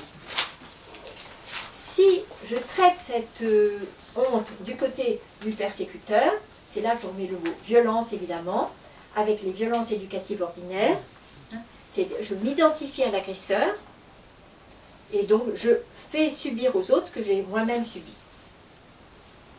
Et puis, je remis, donc en tant que victime, ça va d'abord être tout ce qui a à voir avec l'obéissance. J'avais trouvé un autre mot que je mettais là. Oui, les deux là, pardon, excuse-moi, sauveteur et persécuteur, je le vois aussi quand on travaille davantage sur l'analyse transactionnelle, on est dans la toute-puissance. Toute-puissance du sauveteur, toute-puissance du persécuteur. C'est le point commun. Alors que là, en tant que victime, c'est là que je vais retrouver l'expérience de l'impuissance. Même résilience, c'est toute puissance. Oui. Oui, je me sors d'affaire. Au lieu de continuer à mordre la poussière comme je l'ai vécu, je suis dans ce geste vers l'autre, je suis dans cette générosité aussi qui me donne l'impression de la toute puissance. Je vais sauver les autres. Voilà. Alors que là, je mettais impuissance bien sûr, obéissance, dépendance. Bon, il y a aussi de la dépendance d'un parti. Et là, je vais avoir le silence également. Hein, le silence peut être sur les deux autres, mais là aussi, et j'avais mis inhibition, réserve, mutisme, tous ces comportements-là. Et quand je parlais tout à l'heure d'ambition, l'ambition, elle va être là également, le contrôle du côté du persécuteur. Quelquefois, bien sûr, ça peut prendre l'allure du mépris, de la fierté aussi, ces gens qui sont beaucoup dans montrer qu'ils savent, qu'ils peuvent, etc. Fierté, et ce que les gens dans la morale pourraient appeler de l'orgueil. Donc j'ai bien fini. Ensuite, j'ai associé, alors vous n'allez pas tout voir, mais j'ai pas beaucoup de mots, j'ai donc fait ce tableau avec les manquements, les registres et les peines. Donc quand le manquement est une erreur, ça veut dire qu'il y a quelque chose qui n'est pas en relation avec la réalité. Une erreur d'appréciation, une erreur de calcul, une erreur d'orthographe.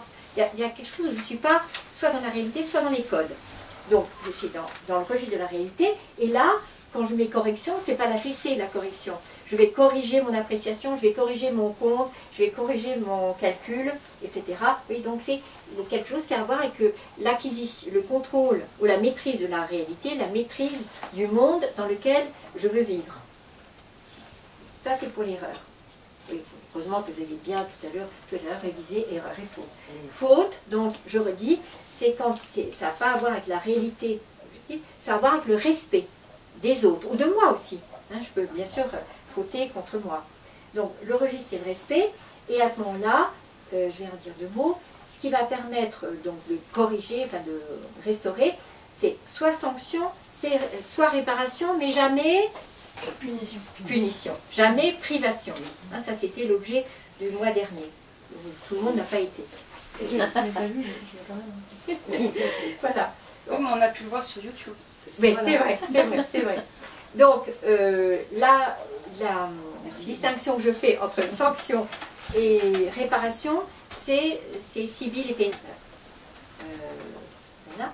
Ensuite, j'ai le péché, donc là, bien sûr, le registre est de la morale.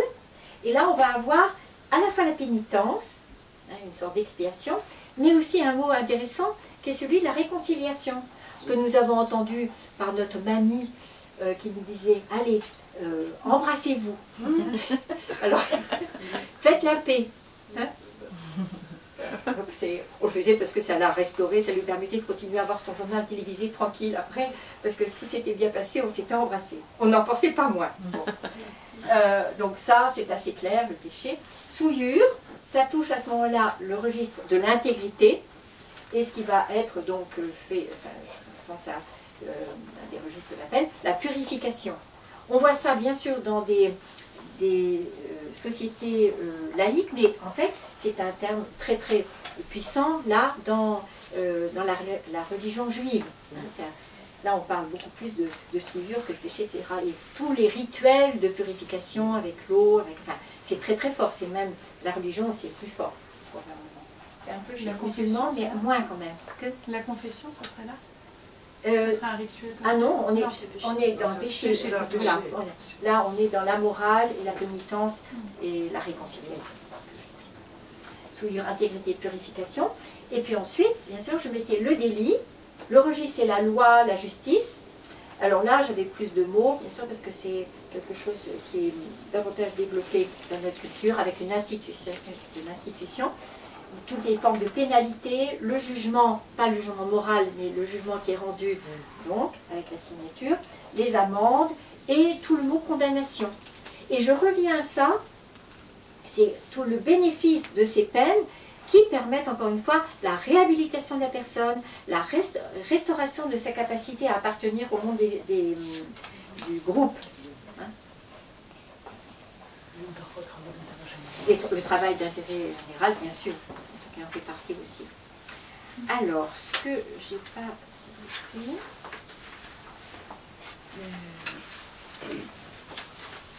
que j'avais annoncé sur le tableau que je n'ai pas reçu, j'ai bien aimé aussi faire la distinction entre regret, remords et repentir. Vous avez sur un petit tableau comme ça, là, au milieu, la partie inférieure. Donc, je donnerai ce que mon page, j'en donnerai tout à l'heure aussi. Alors, je me suis inspirée là du travail de Marie de Solesmes et de Vladimir Jankélévitch aussi, qui en parle avec beaucoup d'intérêt. C'est là que j'ai trouvé que c'était intéressant de voir. Donc, Marie de Solesmes, S-O-L-E-M-N-E.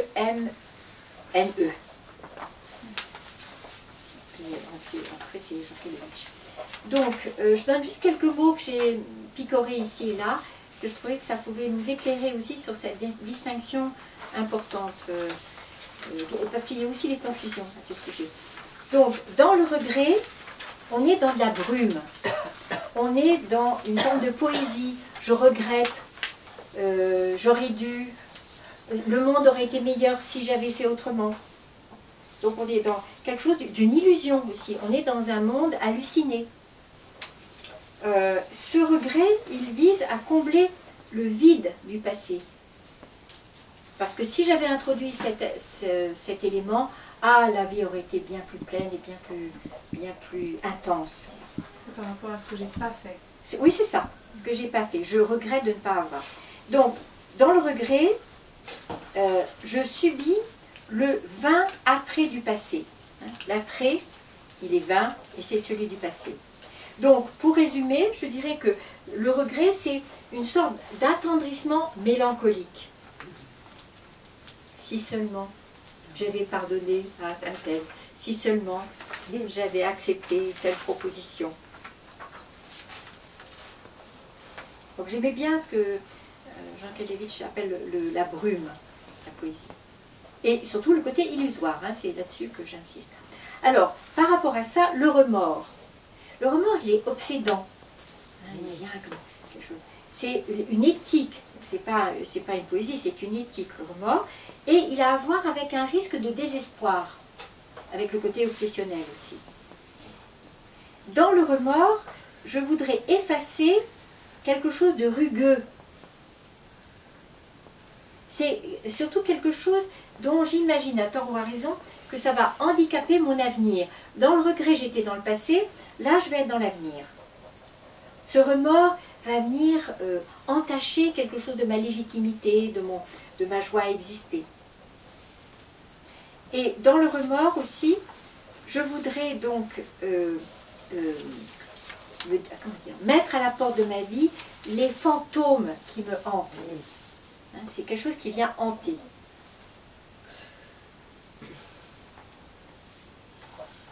Donc, le remords, pour y revenir de façon plus brève, c'est une souffrance morale au souvenir de ma faute. Souffrance morale au souvenir de ma faute. C'est la souffrance d'une morsure.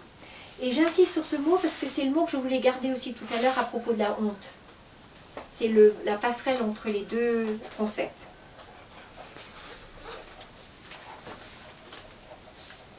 À vous de voir si vous êtes plutôt du côté du regret ou du remords. Alors, le repentir, je reprends aussi un terme de Jean Kelevitch, que je trouve intéressant. Si le remords a accès à la parole, si cette parole me permet d'accéder au pardon, à ce moment-là, ça devient du repentir. Oui, ça nous remet aussi dans un circuit de relations, de paroles, de réparation et de sanctions éventuellement. Donc s'il y a aveu, si cet aveu est accueilli, bien sûr quand je parle du pardon c'est au meilleur sens du terme, hein, c'est pas celui qui est comme une grande éponge et qui va tout effacer, le pardon étant vraiment plus donné que parler, parce que j'aime bien quand je fais cette conférence sur le pardon, pardon, je donne plutôt que je parle. Parce que si je parle, qu'est-ce que je vais faire? Je vais expliquer, je vais justifier, je vais essayer donc surtout de mettre le spot sur ce que j'ai mal fait plutôt que sur la relation qui est à restaurer. Donc ça, non, évidemment. Donc, le repentir, dit c'est un gué, un passage à gué, qui me permet de franchir donc ces épreuves, ces souvenirs, ces hontes, mais aussi les peurs, pour passer, alors ça, pour la conclusion, pour passer de la rive de la culpabilité à celle de la responsabilité. Et c'est ça, en fait, la fonction du repentir. Est-ce que vous voyez bien? Et que ça me permet, finalement, d'arriver à cette distinction ô combien précieuse entre culpabilité et responsabilité. C'est quand même une des fonctions de la culpabilité, parce qu'elle a une fonction, finalement, précieuse. Alors, je vais dire autre chose à propos de la culpabilité.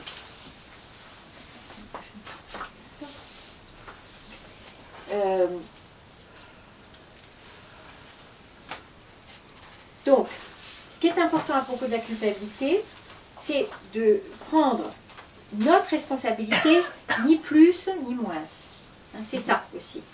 À partir du moment où je prends plus que ma responsabilité, je passe dans la toute-puissance de priver l'autre de prendre sa part. C'est ça qui est important. C'est la clé. Donc, c'est ma juste responsabilité. Et de prendre ma responsabilité, ni plus ni moins, c'est faire le cadeau à l'autre d'être également dans cette initiative de prendre sa responsabilité. De n'être ni privé par ma toute-puissance, ni accablé par mon impuissance. Donc la culpabilité, ça a aussi à voir avec cette façon d'avoir intériorisé quelque chose d'une loyauté. C'est le mot important en culpabilité. Est-ce que je suis loyale ou est-ce que j'ai été déloyale?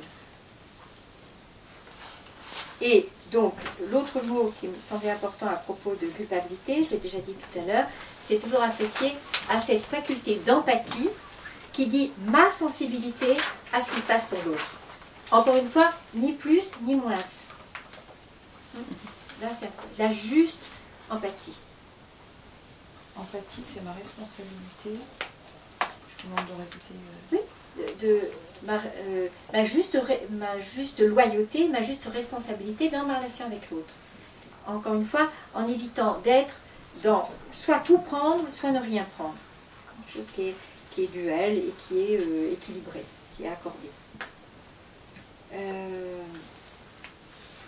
Autre chose que je voudrais dire là. Voilà, la définition que j'avais bien aimée, c'est ma culpabilité, c'est correspond au système intérieur de comptabilité morale. Comment est-ce que j'ai intériorisé un système de comptabilité morale qui serait tout le temps à équilibrer. Ça a à voir aussi avec le don et la dette, ça a à voir avec plein de choses qui sont là, plutôt modélisées par ce que nous avons vu comme comportement chez nos parents, que objet de réflexion consciente. C'est à quel moment est-ce que nous avons été dans une négociation qui dit réciprocité, qui dit prise en compte de l'autre, qui dit négociation et qui dit aussi que tout ça est assorti de la responsabilité que je prends de ma satisfaction.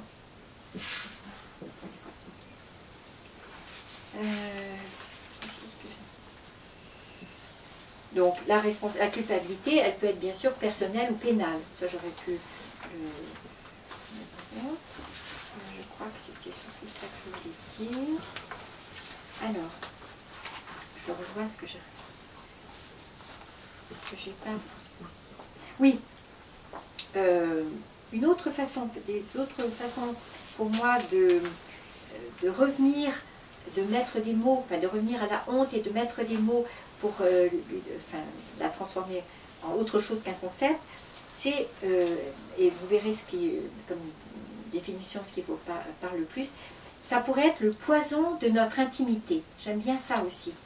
En quoi est-ce que j'ai du mal à construire mon intimité, c'est-à-dire l'image de moi, etc., parce qu'il y a encore ce poison du regard des autres, de la disqualification et de toutes ces expériences d'humiliation.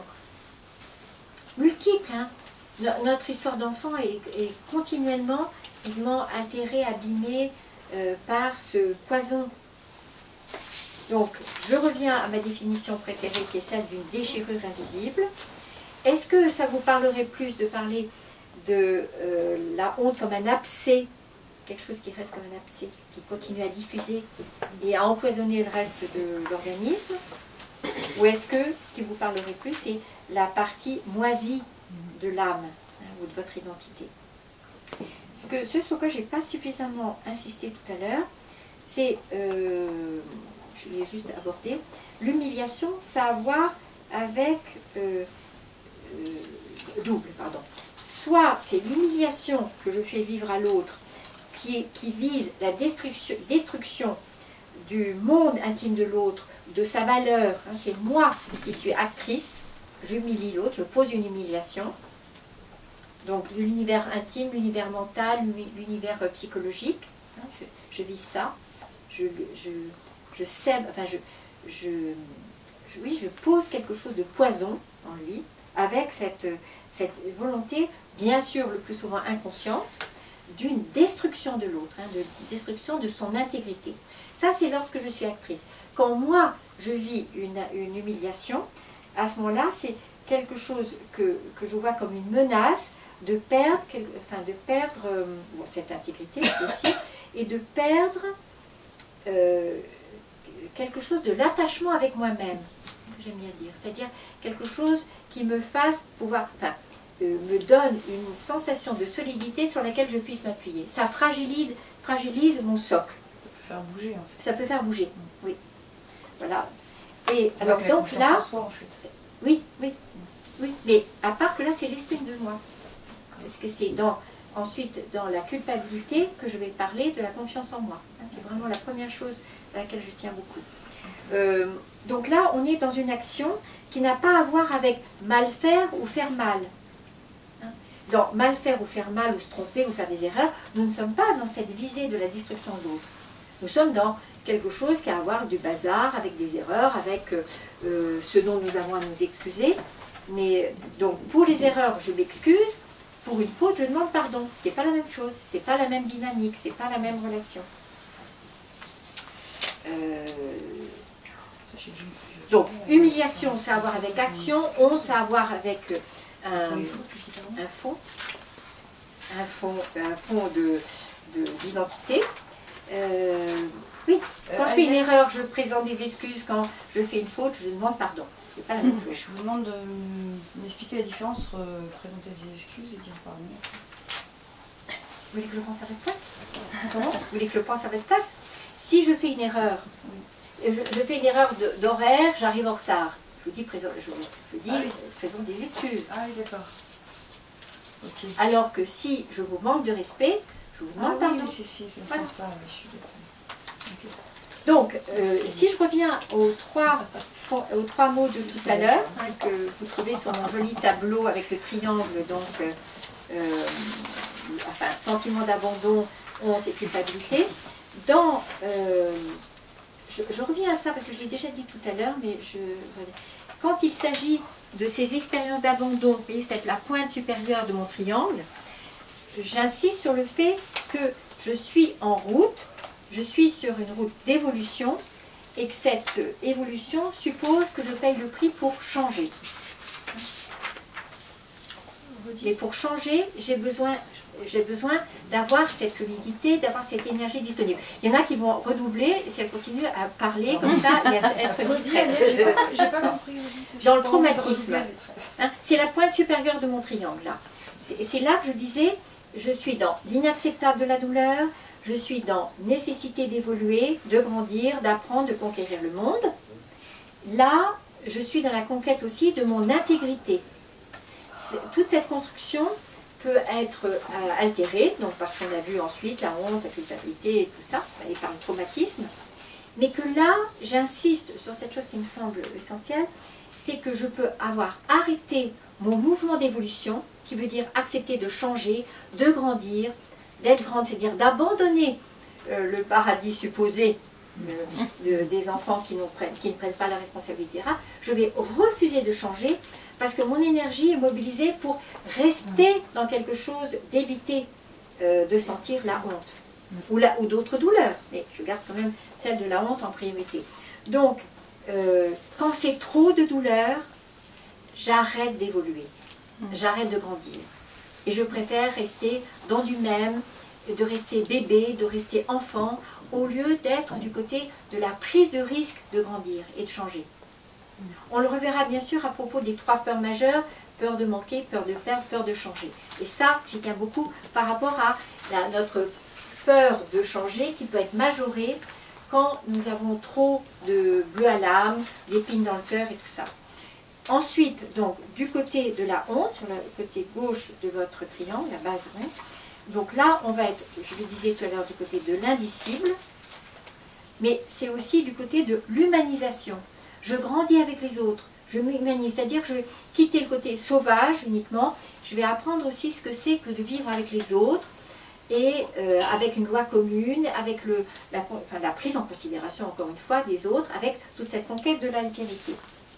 Et là aussi, je vais gagner sur le front de la dignité, mais plus j'aurai effectivement intériorisé de la dignité, mieux je vais être capable d'en conférer aux autres. Mieux je vais être capable de respecter celle des autres. Donc, si je me prends en flag de ne pas respecter la dignité des autres, alors manquer de respect, je peux encore m'interroger sur ce qui me manque à moi dans mon puzzle de construction de dignité. Et encore une fois, là, le verbe important, c'était être. Qui suis-je là?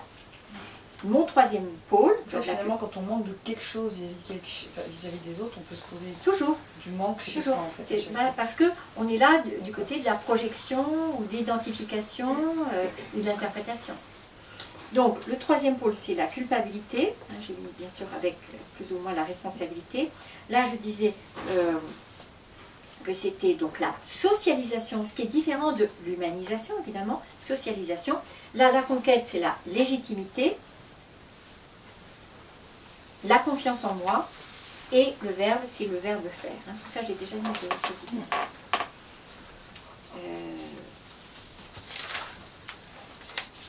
Donc, cette croisade là sur les trois, je conquiers la sécurité, je conquiers la légitimité, et tout ça va me permettre d'accéder à cette chose dont je parle depuis le début, c'est celle de l'intimité. L'intimité avec moi, qui a à voir avec l'attachement, et l'intimité avec les autres. Ce qui a bien sûr aussi à voir avec la capacité d'attachement pour moi, mes projets, le reste du monde, tout ça. On peut vraiment voir la honte, on peut l'identifier, c'était ta question Céline tout à l'heure, identifier les reliquats ou les traces de honte chez moi à ma propre difficulté à vivre l'intimité. C'est ça, vraiment, qui est le premier signe, quelles que soient les formes d'intimité.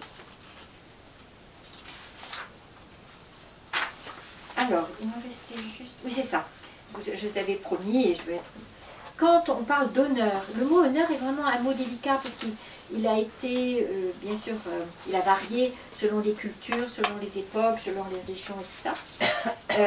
Alors, la définition que j'avais envie de partager avec vous, à condition, bien sûr, de vous souvenir que je distingue honneur et dignité, ce qui a été tout à l'heure, je ne sais pas si vous avez été distrait. L'honneur, ce serait un sentiment noble qui cimente le groupe, déjà. On va l'honneur dans l'armée, l'honneur, etc. Et ce sentiment noble asservit l'individu au discours du chef afin de légitimer la violence. Je redis. Sentiment noble qui cimente le groupe. Ça, c'est la première chose. Mais aussi, sentiment noble qui asservit l'individu au discours du chef afin de légitimer la violence. Et en fait, j'avais changé, parce que ça, c'est... J'ai mis de légitimer sa violence, la violence du chef. Je laisse ça. Oui, par exemple, exact. Et dans d'autres, ben, le gourou aussi, de la secte, et bon, dans d'autres institutions qui ne sont pas aussi évidentes, mais qui sont dans la même logique. Hein, c'est bien. Donc cet honneur, oui, bien. C'est pour ça que ça m'importe, je vois bien que tu paniques, là, avec une petite guêpe. C'est pour ça que j'insiste beaucoup sur la différence avec la dignité. Hein, c'est ça. La dignité n'a pas à voir avec ce registre social et de potentielle manipulation. Comme l'armée.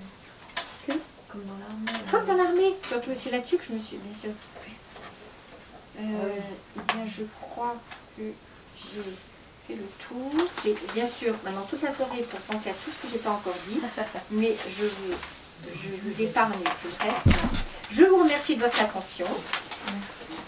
Et pour reboucler, je vous demande à chacun, non, je rappelle à chacun qu'il y a un débat demain matin, que j'ai déjà acheté la brioche pour vous attirer dans ce débat, et que je ferai un jus de légumes. Je vous demande de me rappeler l'horaire. 9h, 9h45, une ponctualité d'horloge suisse. Ça, je peux le garantir. Donc, encore merci pour votre attention. Et maintenant, je vous demande à chacun un mot. Pour dire ce avec quoi vous repartez. Intimité. Intimité. Ah, c'est la moyenne. Qui veut dire le mot? Richesse. Ni plus ni moins. Ni plus ni moins. Toute puissance. Toute puissance. Là, entre culpabilité et toute Ouais. puissance, je peux revenir tout à l'heure. Hein. Moi, arrêt de grandir, Oui, de changer. De changer. D'être dans ce mouvement de la vie. Donc l'énergie mobilisée à stopper tout ça. Je veux dire, relisez Serge Boimard. Ben, je ne l'ai jamais lu. C'est pour ça que je vous tendais la perche. Ah. Vous l'avez? Je pense en avoir un, pas loin. Oui. À ce moment-là, vous le prenez en partant. Votre mot? C'est si dense. Tant mieux. J'aime bien quand vous dites là, je sais plus où j'habite, j'ai trop de choses. Tant mieux, tant mieux, tant mieux. C'est-à-dire que pour être vrai, j'ai besoin de décanter. Oui. Voilà. Mais quand même un mot sur lequel vous avez, ça vous engage à rien, sur lequel vous avez tilté, vous avez dit, ah tiens, j'avais pas pensé à ça. Ça donne le temps aux autres. Tout le monde n'a pas dit. Bon. C'est un rituel auquel... Oui, Léna. Honte contagieuse. Honte contagieuse. C'était une menace de perdre de l'attachement avec moi-même. Ah oui, d'accord, merci, Émilie. Mono, avec ton front plissé et ton air sérieux. Kitri, Regret. regret, d'accord. J'aime bien savoir du côté de... Nous basculons, est-ce que c'est plutôt du côté du regret ou du remords? C'est très important. Pour moi, en tant que clinicienne, ça m'intéresse. Le mot non, mais c'est pas... Dites Claire. On l'utilise souvent, regret. Oui. On l'utilise moins quand même, remords. C'est vrai. Parce qu'on est du côté de la honte et donc c'est indicible. C'est Ouais. pas... Oui. On est du côté de la culpabilité aussi, mais sous cette culpabilité, il y a la honte. Vraiment. Je vais dire identité. identité. L'élan de vie. Et l'envie. Ouais, disparition. Disparition. Risque, c'est pas un mot positif, donc conscience du risque. L'élan de vie par rapport à la honte. Que Vous avez fait tout un circuit. Oui. Et en fait, j'ai vu autrement, du coup, la honte.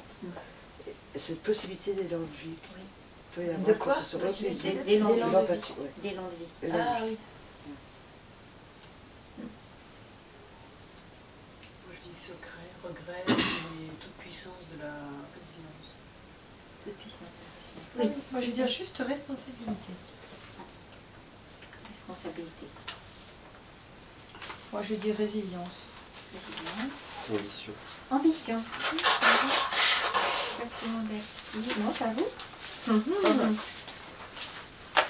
Allez, Ah non, non, mais Ça n'engage en rien. non, mais vous êtes trop saturé là. non, mais oui. Enfin, Sans réfléchir comme ça. Oui, ça sent. non, mais j'ai pas de mots. Donc, obéissance, D'accord. résilience, Très bien. responsabilité. Comme ça, vous respectez le rituel. Mais après, Après, c'est pas hiérarchisé. Et moi je rajouterais culpabilité et respect.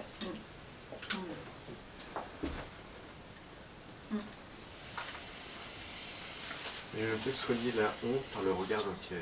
Oui. Oui, ça. Réparer. Ça. En complément, ce que je voulais dire hors antenne, si vous avez ce